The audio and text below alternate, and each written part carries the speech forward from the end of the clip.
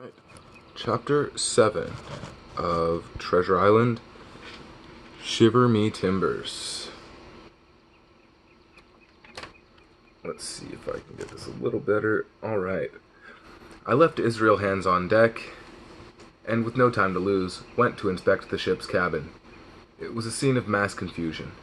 The pirates had ransacked the ship and opened every chest in search of the map. My mouth was parched and dry. I found some water and drank it, gulping and spluttering in the process. I also took some up on deck for Hans. "Mr. Hans," I said, "I am taking possession of this ship. From now on, I am your captain." He looked at me sourly but said nothing. I gave him a sip of water and set the cup to one side. Then I took down the Jolly Roger. "God save the king!" I shouted. Hans watched me slyly, with his chin on his chest. At last he spoke. Mr. Hans said, Mr. Hans, I said, "I'm taking possession of this ship. From now on, I'm your captain." And so this image here is him taking down the Jolly Roger.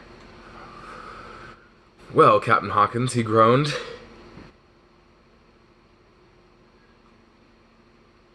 "I reckon you'll want to get ashore, so suppose we talk. This man," he said, nodding feebly at the body on deck, "this man and me got the ship ready to set sail back home. Who's to sail her now? You're not a sailor, and I reckon unless I give you a hint, you ain't the man for the job. Now look here, we need to join forces. Get me a scarf, and help me tie up this wound, and then I'll tell you how to sail her." I agreed to work with him, at least for the time being. I lashed the wheel in place and went below to get a handkerchief. I returned to the deck and helped Hans bind up the wound in his thigh. After another gulp or two of water, he sat up straighter, spoke clearer, and looked in every way a revived man. "Captain," he said after a while, "I'd take it kindly if you'd get me something to eat. I need some sustenance if we are to manage this ship." I guess that was just a pretext, as his face contained the look of treachery. He wanted to get me off the deck for some reason, though I wasn't sure why. However, I cleverly masked my suspicions. "All right," I answered, "I'll bring you up some food, but I may have to dig around for a bit to find something worth eating." I went below, slipped off my shoes, and ran quietly along the gallery deck until I got to the forecastle ladder. I climbed up toward the deck and popped my head out, as I knew Hans would not expect to see me there. He had risen to his hands and knees, and though his leg was obviously injured, he was pulling himself across the deck at a good clip. At length, he grabbed a dagger which he concealed inside his jacket, and then hurried back to his old place against the wall of the ship. This told me all I needed to know. Hans was mobile, he was. Armed, and it was clear I was to be his next victim. Yet I felt sure Hans would not attack me right away. He wanted to get back to land as much as I did, therefore he would wait until the ship was safely at anchor. Hans and I worked in unison to guide the ship. The entrance to the anchorage was narrow. He gave orders I obeyed without giving him the slightest hint that I trusted him as much as I trusted my worst enemy. Finally, as we approached the anchorage, I heard something creak and saw a shadow moving towards me. I looked around, and there was Hans, coming at me with the dagger in his hand. He roared with fury, like a charging bull. I leapt sideways, letting go of the wheel and ducking away from him. The wheel caught him, leaving me just enough time to reach into my pocket and draw my pistol. I hastily took aim and pulled the trigger. The hammer fell, but the pistol did not fire. The gunpowder was wet. Hans came after me again, and with no time to reload, my only hope was to retreat. As I fled, the Hispaniola ran aground on a sandbar. The ship tilted to the port side, till the deck stood at an angle of 45 degrees. Hans and I rolled about the deck. I got up first and sprang onto the ropes.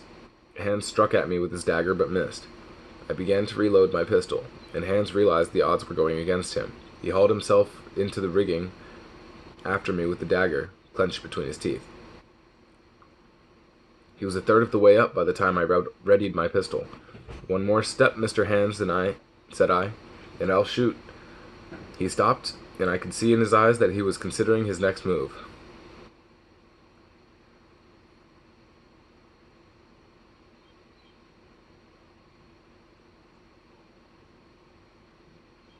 "Jim," he said,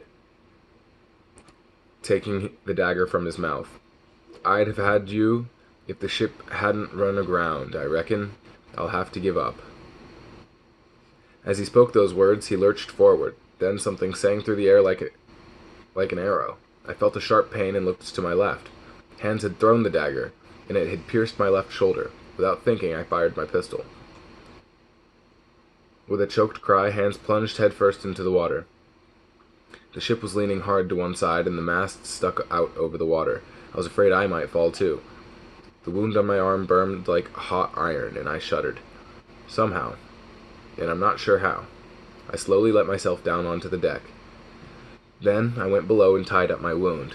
The pain was terrible, and it bled freely, but it was neither deep nor dangerous, and I found I could still use my arm.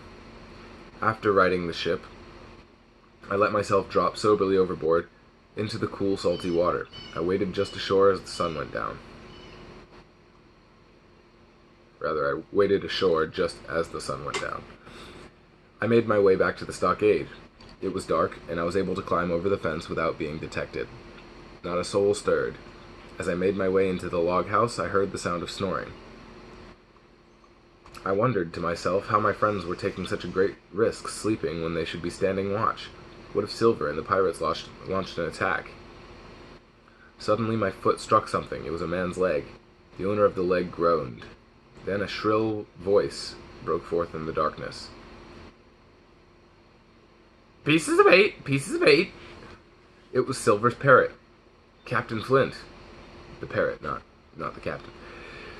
I turned to run, but as soon as I did, I collided with another man who grabbed me and held me tight.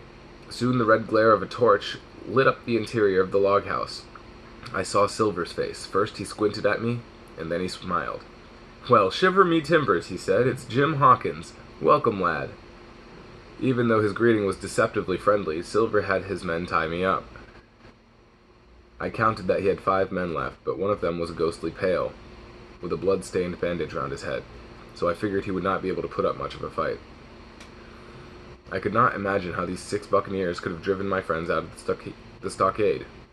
Silver lit a pipe and patted me on the back. "I knew you were smart, Hawkins. You're a lad of spirit, too. I've always said you should get a share of the treasure yourself. And now, I'm afraid, you've got no choice but to side with us. Captain Smollett won't have you back, and even the doctor has turned against you. Ungrateful scamp, that's what he's called you.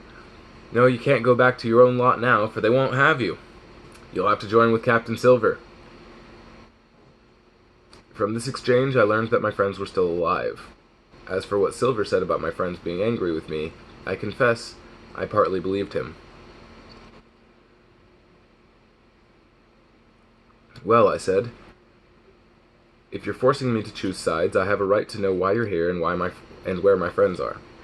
"Well, Mr. Hawkins," Silver began, "yesterday morning, Dr. Livesey came to see us with a flag of truce. 'Silver,' says he, 'you've been sold out. The ship's gone.' Well, that was news to us. Anyway, none of us had been keeping an eye on the ship. We looked out, and by thunder, he was right. It was gone. 'Well,' says the doctor, 'let's bargain.' We bargained, Tim and I, and here we are. We've got the log house, supplies, and some firewood, and the landing boat. As for them, they've gone, and I don't know to where." "Jim," he went on, "in case you're thinking that maybe you was included in the deal I made with the doctor, we'll think again. I asked him, 'How many are you?' And he told me 4. 'What about the boy?' says I, and he says, 'Don't know where he is and don't much care.' Well, I said, 'Let the worst come, but there's a thing or two I have to tell you. You're in a bad way. You've lost the ship and you haven't got the treasure. You've lost most of your men to boot. Your whole business has gone to wreck. And if you want to know who did it, I'm the one. I was in the Apple Barrel the night we sighted land, and I heard you talking with the others. I heard every word you said, and I told my friends before the hour was out. As for the Hispaniola, it was I who cut her loose. It was I who killed the man you had left on board, and it was I who anchored her where you'll never see her more. Kill me if you please, or spare me. But one thing I'll say, and no more. If you spare me, bygones are bygones. And when you are in court for piracy, I'll save you if I can. You choose." Kill me and do yourself no good, or spare me and keep a witness to save yourself from the fate of judge and jury. At last I stopped. I was out of breath. Not a man moved. The pirates sat staring at me. Well, well, said Silver with a curious accent. That's a mighty fine speech.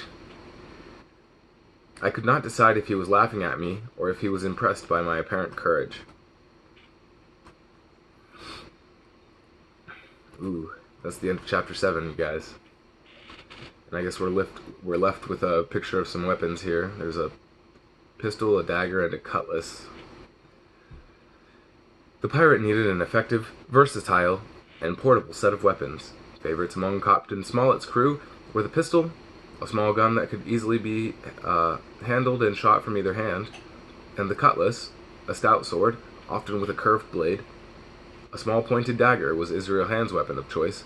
These weapons allowed seafaring men to move quickly about the deck in combat. Anyways, next time, Chapter 8, My Life Hangs in the Balance. That sounds like a pretty exciting chapter. So, until next time.